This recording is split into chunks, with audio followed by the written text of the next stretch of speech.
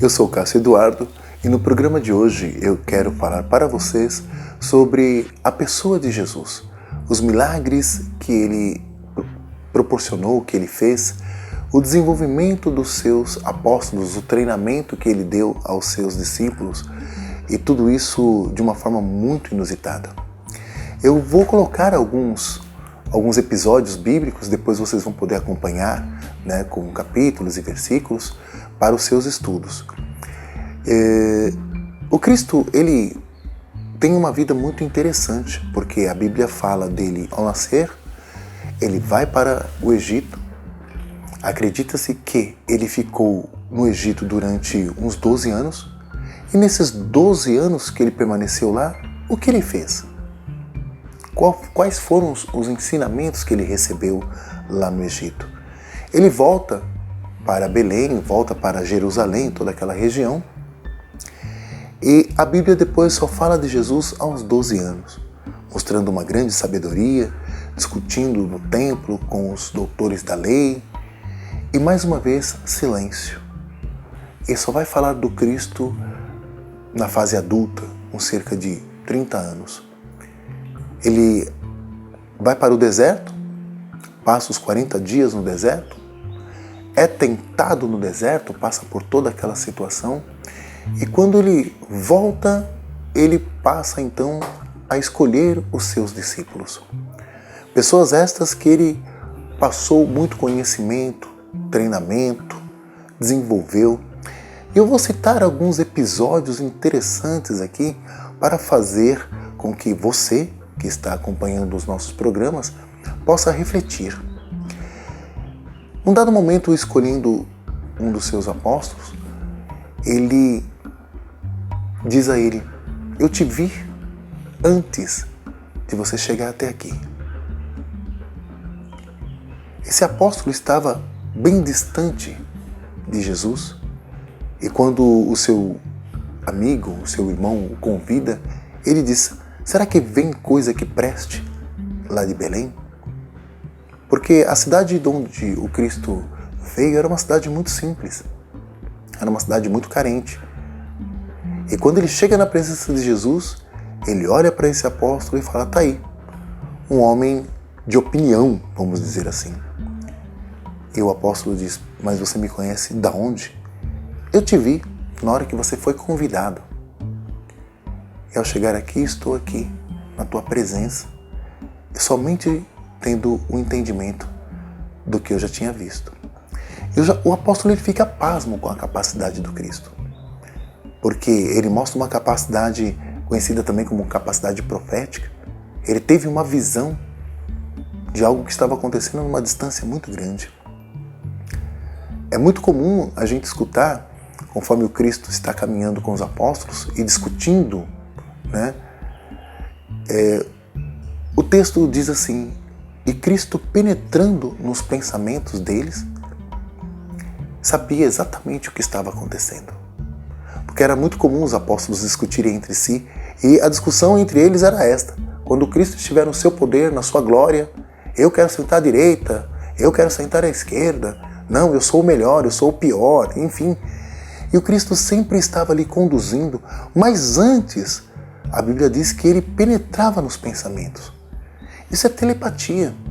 Ele não precisava estar ali, presente, para acompanhar tudo isso. Ele simplesmente sabia. Tem um momento que o Cristo faz questão de colocar os apóstolos numa barca e fala: segue, eu vou depois. De repente começa uma tempestade gigantesca. Eles estão acreditando que vão morrer. E de repente o Cristo sai de lá da margem e vem caminhando sobre as águas. E aí o alvoroço fica maior ainda, que eles começam a dizer: poxa, é um fantasma. E o Cristo acenando, dizendo que não era um fantasma. E Pedro fala: se você não é um fantasma, então se é você mesmo, Senhor, me faça ir até você. E o Pedro desce e começa a caminhar sobre as águas que nem Jesus. Veja bem, o Pedro caminha sobre as águas. E num dado momento, Pedro começa então a afundar. E Cristo fala: homem de pouca fé, levanta Pedro, sustenta o corpo do Pedro, sustenta o seu corpo e vão para a barca. E ele manda a tempestade parar. Interessante, num outro momento o Cristo faz uma figueira secar, somente dizendo a ela, seque. Ele faz ventar. Veja o domínio que o Cristo tem dos elementos da natureza. Ele consegue com alguns peixes, alguns pães, alimentar centenas de pessoas. Ele multiplica isso. Que habilidades são essas? Ele consegue materializar coisas. Ele consegue desmaterializar coisas. Ele consegue, é um texto também da Bíblia que me emociona muito, é a morte de Lázaro. Jesus ele faz questão de caminhar no sentido oposto, sabendo que o seu amigo estava doente. E quando Lázaro morre, ele já narra isso para os seus, numa distância gigantesca. E ele começa então a voltar e ir de encontro aonde estava ali o corpo do seu amigo. Quando ele chega, as irmãs de Lázaro, Marta e Maria, estavam revoltadas. E uma delas até disse, se o Senhor estivesse aqui, ele não teria morrido. O Cristo falou, não tem problema, me leve até ele. Tire a pedra. E elas disseram, ele já fede. E ele simplesmente diz, Lázaro, venha para fora. Todos esses episódios foram assim treinamentos fantásticos para os discípulos. Eles acompanharam tudo isso. Quando Jesus ressuscita a filha de Jairo, e ele também apenas usa frases muito curtas, como ele disse para ela, menina, levante, talita cum. Sem show, sem escândalos, de uma forma muito objetiva. Frases objetivas. E tudo isso era o treinamento dos apóstolos. Tudo isso os apóstolos viviam e aprendiam. E no momento Cristo disse para os apóstolos, se vocês tiverem fé, farão as obras que eu faço.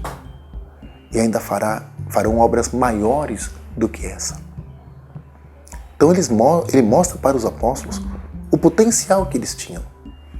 O potencial que eles estavam desenvolvendo. Tudo isso hoje é entendido como paranormal. Não é normal isso. Tudo que não é normal é paranormal. E os apóstolos foram treinados para viverem esta paranormalidade.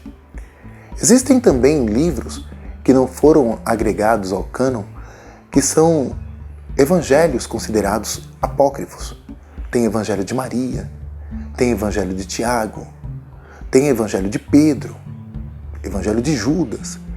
E esses evangelhos narram essas entrelinhas de uma maneira assim muito interessante, contando assim Jesus aos 20 anos, Jesus no Egito, né, coisas que Jesus ressuscitando um pássaro e tantas outras situações que são interessantes para o nosso entendimento. É interessante também você buscar a entender do porquê esses evangelhos foram rechaçados. Qual era a real intenção desses evangelhos serem separados, né, do compêndio, da coleção dos livros? Qual era a intenção realmente? Isso é importante. Outra coisa também que julgo ser muito importante é exatamente toda a trajetória do Cristo até o seu momento principal da crucifixão. Ele narra antecipadamente para os apóstolos tudo o que ia acontecer. Todas essas capacidades os apóstolos desenvolveram e realizaram muitos milagres.